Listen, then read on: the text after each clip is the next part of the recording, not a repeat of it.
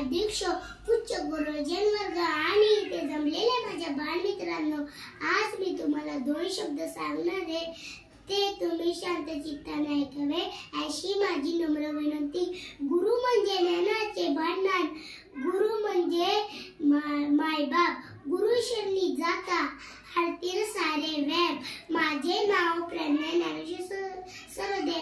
आपण दरवर्षी आषाढ शुद्ध पौर्णिमा आपण साजरी करतो. ह्या पौर्णिमेला व्यास पौर्णिमा असे म्हणतात.